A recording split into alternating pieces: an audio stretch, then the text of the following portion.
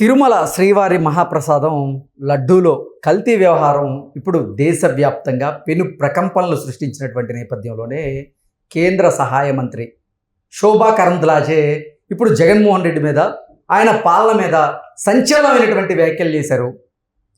తిరుపతి కళాశాలల్లో అంటే తిరుమలకు చెందినటువంటి కళాశాలల్లో పద్మావతి శ్రీనివాసుల ఫోటోలను తొలగించేటువంటి ప్రయత్నం జగన్మోహన్ రెడ్డి చేశాడు అంటూ శోభా గారు జగన్మోహన్ రెడ్డి మీద అతని టీం మీద సంచలనమైనటువంటి వ్యాఖ్యలు చేసిన నేపథ్యంలో ఈ అంశం మీద మనం విశ్లేషణ చేసుకునేటువంటి ప్రయత్నం అయితే చేద్దాం. ప్రస్తుతం మనతో పాటు ఉన్నారు తెలుగుదేశం పార్టీ అధికార ప్రతినిధి సూర్యదేవర్ లత గారు. లత గారితో మాట్లాడారు. లత గారు నమస్తే అండి.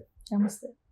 కేంద్ర సహాయ మంత్రి శోభా కరంద్లాజే ఆవిడ జగన్మోహన్ రెడ్డి మీద అలాగే జగన్మోహన్ రెడ్డి పాలన మీద సంచలనమైనటువంటి వ్యాఖ్యలు చేశారు.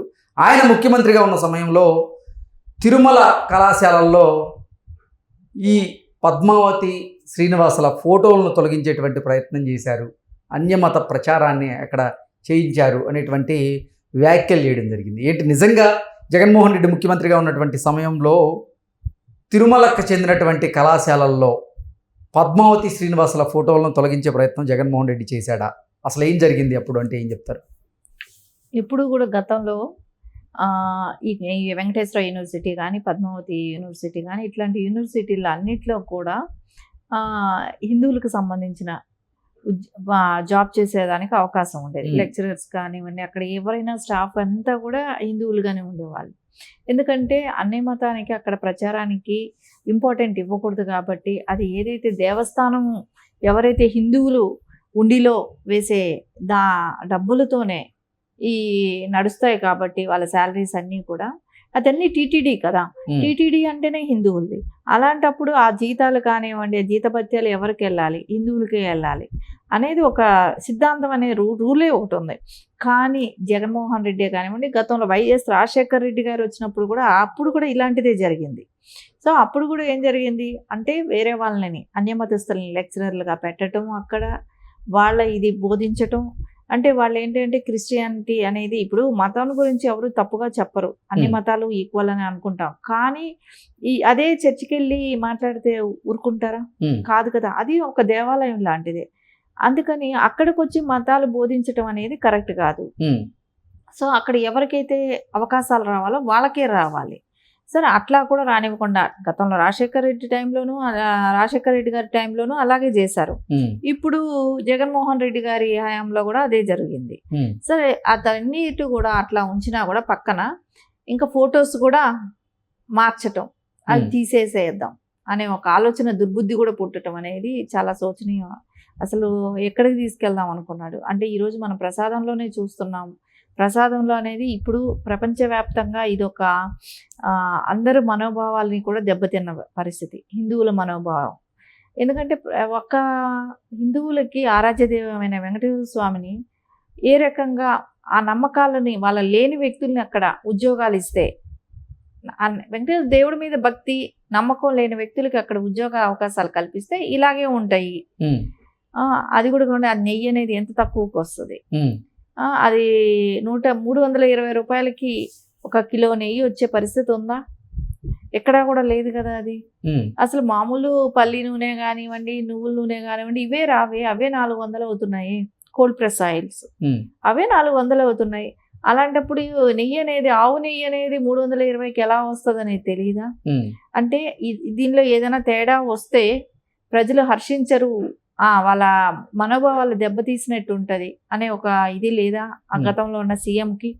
ఎందుకంటే దీనిలో చాలా జాగ్రత్తగా చేయాల్సిన పని ఇది.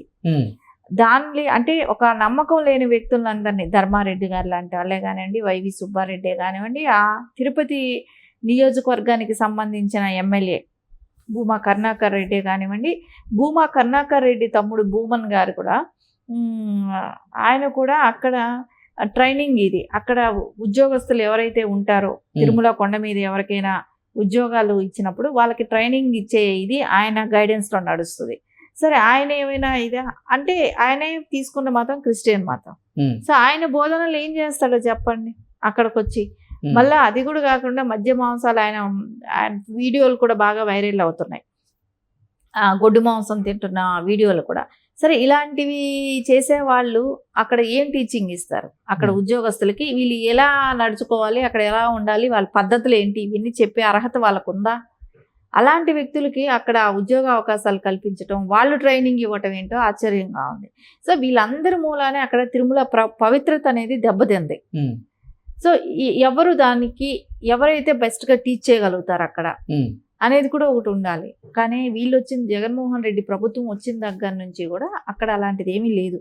సో వీళ్ళు ఇష్టానుసారంగా అక్కడ అన్యమతాన్ని ప్రోత్సహించటం, మద్యం మాంసం కూడా పై వరకు తీసుకెళ్ళటం కానివ్వండి, గంజాయి కానివ్వండి, వాళ్ళు ఏదైతే టికెట్స్, పార్కింగ్ టికెట్లే కానివ్వండి, బస్ టికెట్లే కానివ్వండి, వాటి అన్నిటి మీద కూడా సెలవు ముద్ర వేసేసేయటం. అంటే అక్కడ కూడా ప్రచారం. సో మీరు ఇంకా చూస్తే పైన కొండపైన చాలాసార్లు గతంలో అయితే మత ప్రచారం చేసే వాళ్ళని అందరినీ కూడా పట్టుకోవటం జరిగింది. కానీ ఏమీ చేయలేము. మళ్ళా ఒకసారి పట్టుకొని అంటే హిందువులే వాళ్ళకి వెళ్ళి మాట్లాడి వాళ్ళని పంపించాలే కానీ ఒక పోలీస్ డిపార్ట్మెంటే కానివ్వండి, గవర్నమెంటే కానివ్వండి, ఎక్కడా కూడా దాని మీద చర్యలు తీసుకోవాలి. అక్కడ ఉన్న పబ్లిక్లోనే రియాక్షన్ వచ్చేది, అంతేగాని ఎవరు పట్టించుకునే వాళ్ళు కాదు. ఎందుకంటే దానికి గవర్నమెంట్ సపోర్టే ఉంది కదా. సో అందుమూలన ఎప్పుడు కూడా కంప్లైంట్ ఇచ్చిన ప్రతిసారి కూడా పక్కకు తోసిపుచ్చటమే కానివ్వండి. ఈరోజు రమణ దీక్షితులు గారు కూడా ఆయన కూడా ప్రెస్ మీట్ పెట్టి చెప్తున్నారు, నాకు గతంలోనే అనుమానం వచ్చింది, నేను వెళ్ళి ప్రతిసారి వెళ్ళి ఈవో గారికి కంప్లైంట్ ఇవ్వటం జరిగింది, నా మాట పట్టించుకోలేదు, అలాంటివి జరుగుతున్నాయని నేను కంప్లైంట్ ఇచ్చాను, నా మీద అన్యాయమైన కేసులు పెట్టి ఇరికించి నన్ను ఈరోజు కోర్టు చుట్టూ తిప్పుతున్నారు, నన్ను అక్కడ విధుల్లో నుంచి కూడా తొలగించారు అనేది ఈరోజు ఆయన చెప్పటం జరిగింది ప్రెస్ మీట్ పెట్టి. కానీ అది ఆయనకి కూడా ఒక శిక్ష లాంటిదేగా ఈరోజు. ఎందుకంటే వెంకటేశ్వర స్వామి జోలికి వెళ్ళిన వాళ్ళు ఎవ్వరూ కూడా అంటే నిందలు మోపి అంటే లేని పింక్ డైమండ్ ని ఆయన సృష్టించాడు, దాని పర్యవసానం ఈరోజు ఆయన అనుభవిస్తున్నాడు. ఈ ధర్మారెడ్డి లాంటి వాళ్ళు ఏంటంటే అక్కడ జరిగే వీటిలో అన్నిట్లో కూడా ఒక ఐఏఎస్గా ఉన్న వ్యక్తి ఇన్ని అవకతవకలకు అన్నిటికీ కూడా దేవుడి దగ్గర ఆయనకే ఒక భక్తి లేదు, నమ్మకం లేని వ్యక్తి, ఎంతసేపు డబ్బు ఆయన దానిలో నుంచి తిరుమల దేవస్థానం నుంచి ఎంత సంపాదన కావాలి అనే ఒక ఆలోచనే తప్ప అలాంటి కుటుంబానికి కూడా దేవుడు చూపెట్టాడు. ఆయన కుటుంబంలో విషాదం జరిగింది, అయినా కూడా ఆయనకు ఆ బాధ లేదు. మళ్ళా అట్లాంటి పనులే అట్లాంటి వాటిని ప్రోత్సహించటం కానివ్వండి. జగన్మోహన్ రెడ్డికి కూడా అదే జరిగింది కదా. తల్లి చెల్లి కానీ వాళ్ళు ఎంత కుటుంబమే చీలిపోయే పరిస్థితికి వచ్చాయి. ఇవన్నీ కూడా ఎందుకు జరిగాయి? దేవుడి మీద. అంటే 151 సీటుతో నువ్వు గెలిచిన ఒక సీఎంగా ఉన్న వ్యక్తి 11తోనే ఆగిపోయావు అని అన్నప్పుడు ఇది ఎంత చేంజ్, ఇంత డిఫరెన్స్ ఎలా వచ్చింది? నువ్వు చేసే ఈ పాప పనుల మూలానే. సో దేవుడు అనేవాడు ఎప్పుడు చూస్తూ ఊరుకోడు, చేసిన పాపాలకి తగిన శిక్ష అయితే అనుభవించాలి. ఆ శిక్ష దీంతోనే ఆగదు, ఇంకా నువ్వు చాలా అనుభవించేది కూడా చాలా ఉంది. అధికారాన్ని అడ్డం పెట్టుకొని తిరుమలకు చెందినటువంటి కళాశాలల్లో జగన్మోహన్ రెడ్డి పద్మావతి శ్రీనివాసుల ఫోటోలను తొలగించేటువంటి ప్రయత్నం చేశాడా? కేంద్ర సహాయ మంత్రి శోభా కరంద్లాజే గారు చేసినటువంటి వ్యాఖ్యల్లో నిజం ఉందా అంటే ఏం చెప్తారు? ఖచ్చితంగా నిజం ఉంది. ఎందుకంటే ఇలాంటి పనులన్నీ చేసిన వాడు ఫోటోలు తీయకుండా ఉండరు కదా, ఖచ్చితంగా తీసే ఉంటారు. తీసేయాలనే ఆంక్షలు కూడా పెట్టిన వ్యక్తే. సో కానివ్వండి, అక్కడ ఉన్న ఎవరైతే పబ్లిక్లో వచ్చే రియాక్షన్కి బట్టి భయపడుతున్నారే కానివ్వండి, ఏ అధికారులు కానివ్వండి, డిపార్ట్మెంటే కానివ్వండి, ఆ రోజుల్లో ఉన్న ఐఏఎస్లు ఐపీఎస్లే కానివ్వండి, అందరూ కూడా జగన్మోహన్ రెడ్డి ఏది చెప్తే అది ఆడారు. కానీ పబ్లిక్లో నుంచి వచ్చే రివర్స్, పబ్లిక్లో నుంచి ఆ దేవుడి మీద ఉన్న భక్తి ఆరాధనతో వాళ్ళు రివర్స్గా వచ్చి మాట్లాడితే ఆగుతున్నాయే కానీ ఈ గత 5 సంవత్సరాలుగా మటుకు జగన్మోహన్ రెడ్డి తిరుమల దేవస్థానాన్ని అయితే భ్రష్టు పట్టించిన మాట అయితే నిజమే. ఓకే అండి, థ్యాంక్ యూ సో మచ్.